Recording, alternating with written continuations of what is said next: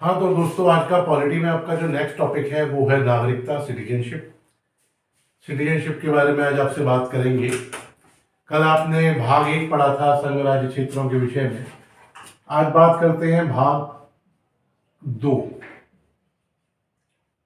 अनुच्छेद article 5 to article 11। नागरिकता topic बना लीजिए। इनके बता चुके हैं कि क्वेश्चन सीरीज पड़ी हुई है चैनल पर, जाकर सॉल्व कीजिए। हर पोर्शन की क्वेश्चन सीरीज वहां आपको मिलेगी। और किसी जर्नल एग्जाम के लिए आप अगर तैयारी कर रहे हैं तो वो क्वेश्चन सीरीज आपके लिए सफिशिएंट है, काफ़ी है। उससे ज़्यादा आपको नहीं देखना। तो नागरिकता के विषय में चर्चा करते हैं। नागरिकता क्या होती है? तो लोकतंत्रात्मक राज्य व्यवस्था में नागरिकता किसी व्यक्ति को राज्य की पूर्ण राजनीतिक सदस्यता प्रदान करती है। नागरिकता व्यक्ति को दायित्व, अधिकार, कर्तव्य, विशेषाधिकार प्रदान करती है जो कि विदेशियों को प्राप्त नहीं है। तो नागरिकों को अधिकार वो कौन कौन से प्राप्त होते हैं बेसिकली? अगर आप सपोज कीजिए आप भारत के नागरिक हैं तो आपको क्या क्या मिलेगा?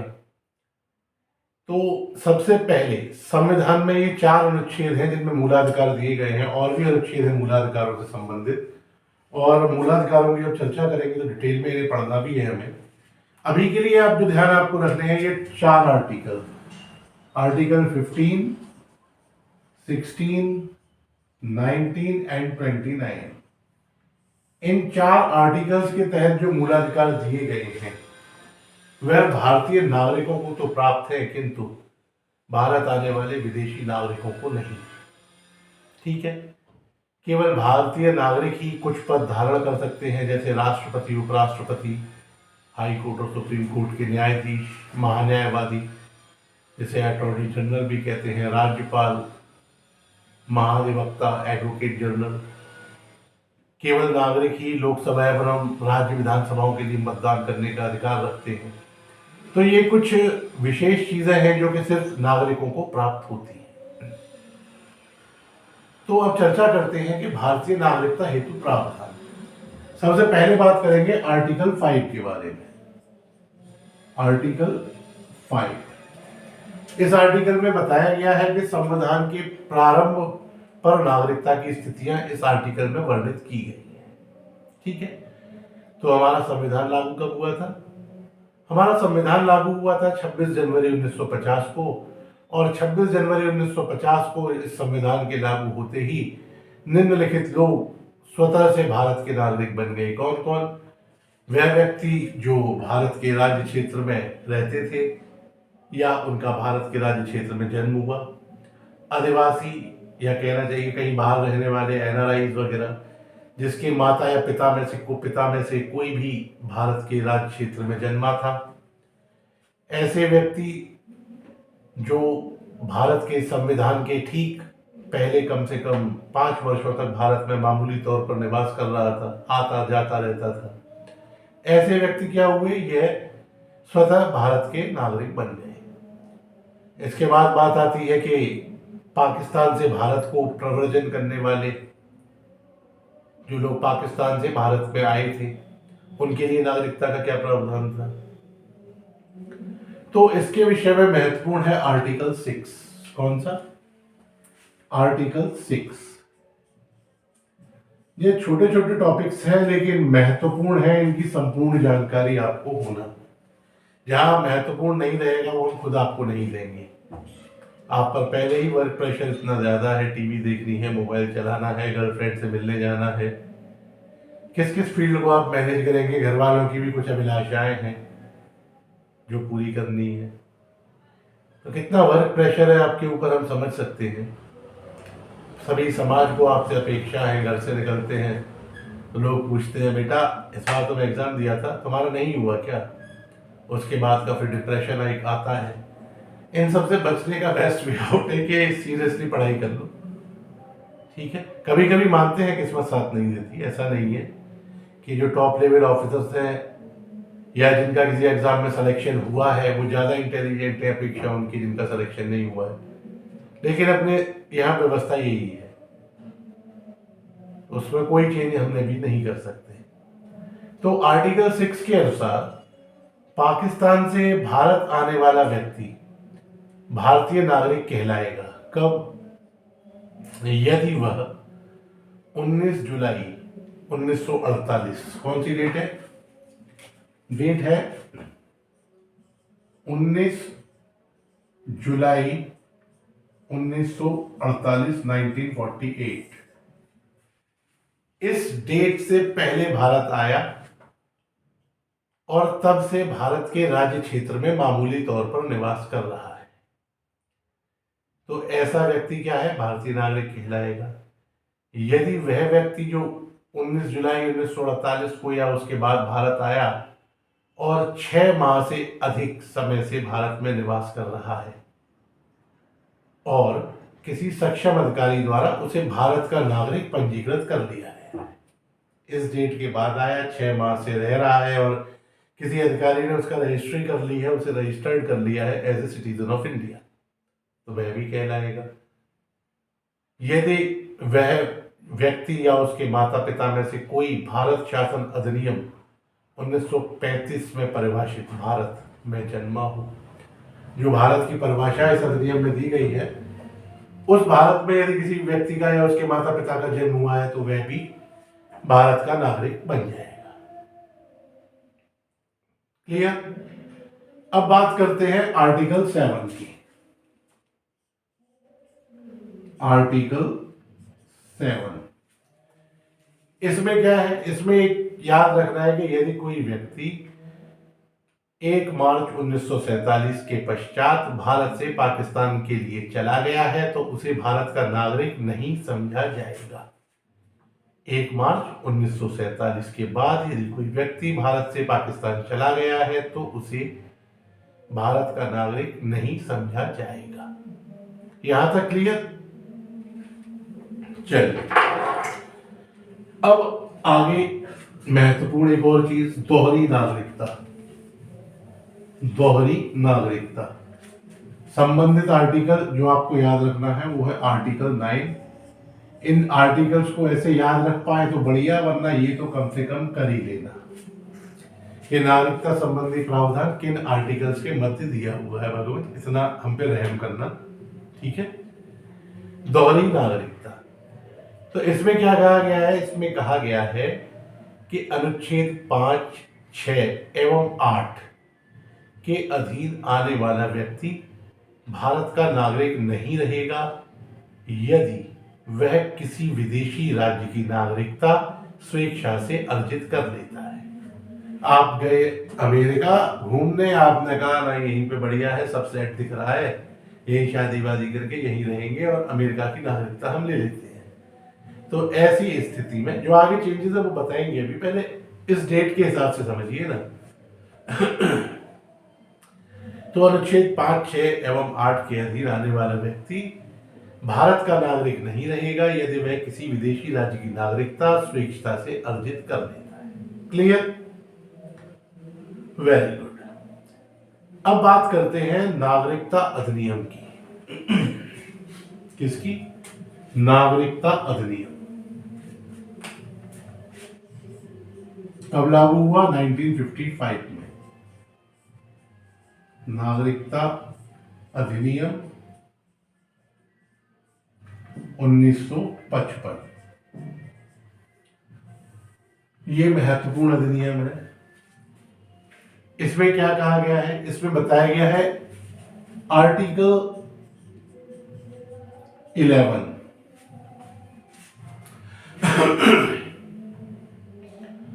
तो आर्टिकल 11 के अनुसार पहली चीज याद रखना कि नागरिकता संबंधी कानून बनाने का अधिकार संसद के पास है। किसके पास है? संसद के पास। इसके लिए संसद में नागरिकता अधिनियम 1955 पारित किया गया, जिसमें नागरिकता प्राप्त करने के लिए निम्नलिखित प्रावधानों का वर्णन है कि आप किस किस प्रकार से नागरिकता प्राप्त कर सकते हैं।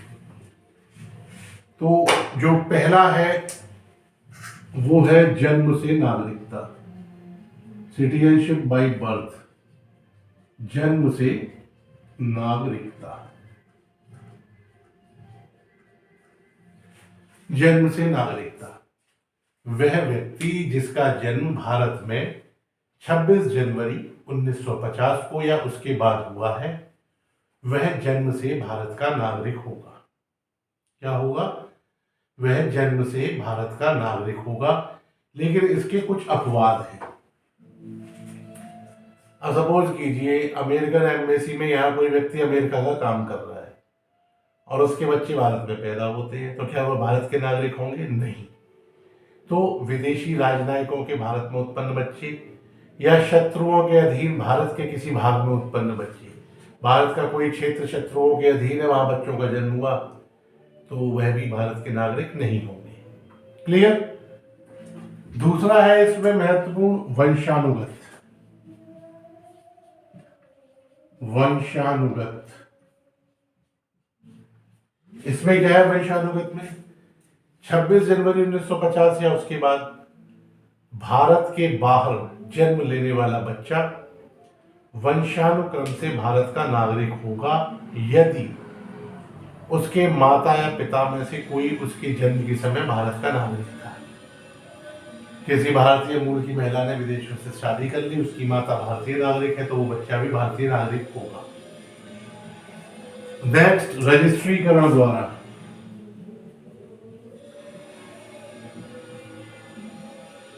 रजिस्ट्रीकरण के द्वारा कोई व्यक्ति कुछ शर्तों को पूरा करके भारत का नागरिक बन सकता है। उदाहरणार्थ, ऐसा व्यक्ति जिनका विवाह भारत के नागरिकों से हुआ हो, वह व्यक्ति रजिस्ट्रीकरण के द्वारा उन्हें भारतीय नागरिक रजिस्टर्ड हो सकते हैं। ठीक है? देशीयकरण के द्वारा कैसे?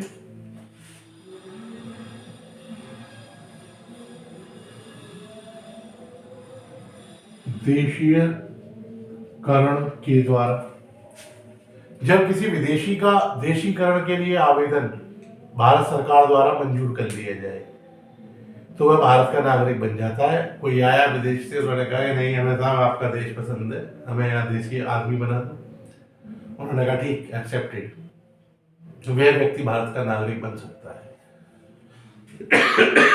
सॉरी। राज्य क्षेत्र का अधिग्रहण,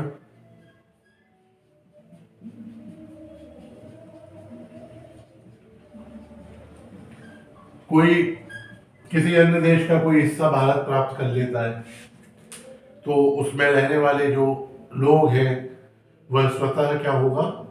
भारत के नागरिक बन जाएंगे। यहां तक कोई समस्या नहीं है। अब ये समझिए कि नागरिकता की समाप्ति कैसे हो सकती है।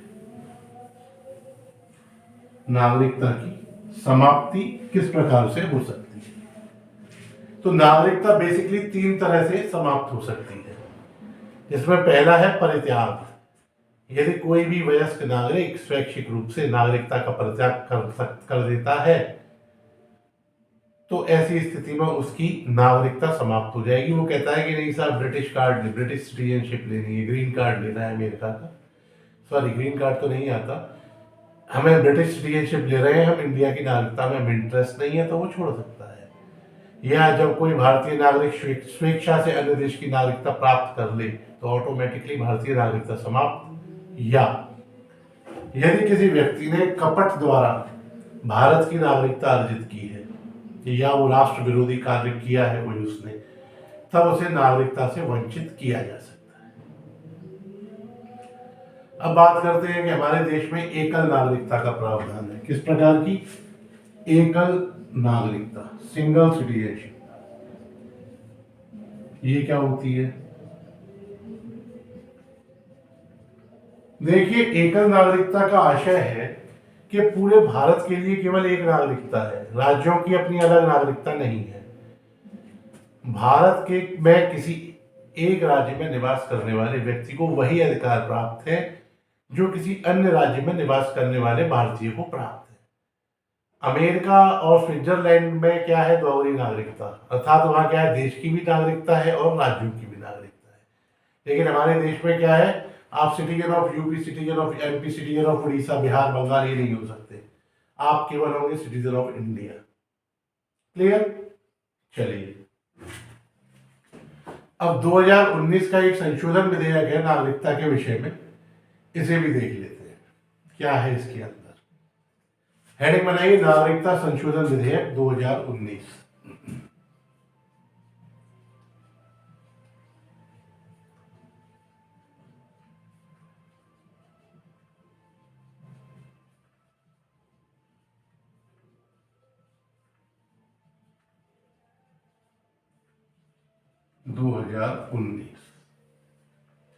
इसके विषय में भी कुछ जान लीजिए। तो इस संशोधन के द्वारा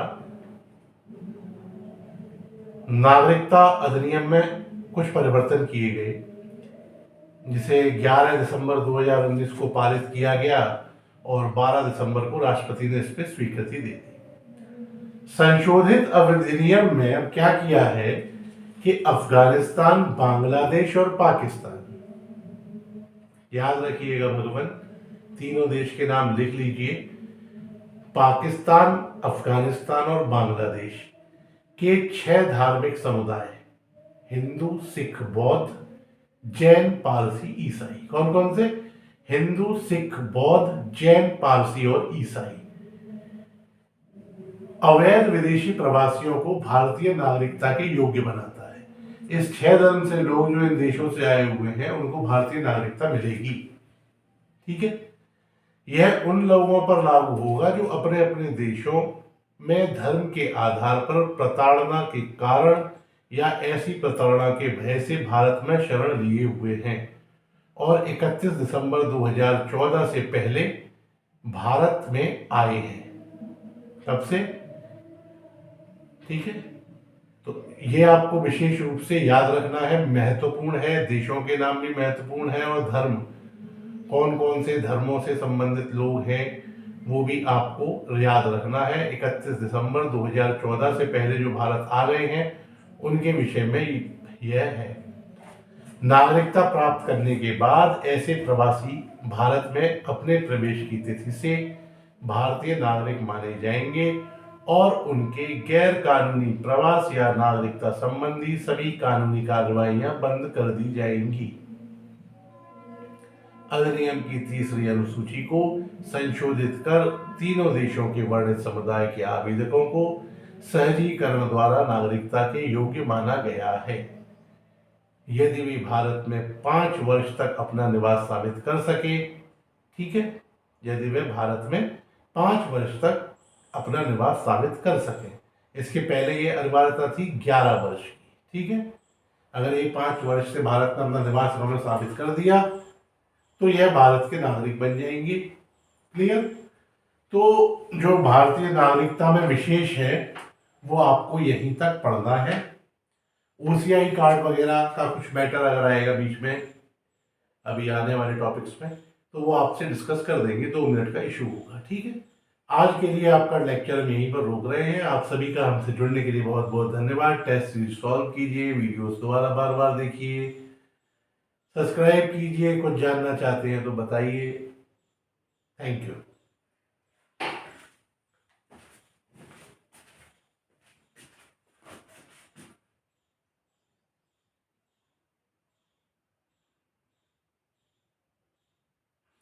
विजेंद्र, आदरणीय विजेंद्र जी,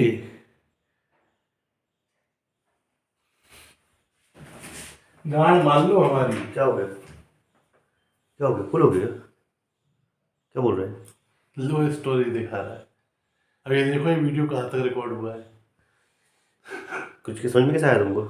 मैं जब यहाँ आया तब देखा मैंने। तो तुम पढ़ा रहे थे? चूंकि हम पढ़ा दिया था। पहले देख लो ये वीडियो कहाँ तक रिकॉर्ड हुआ है।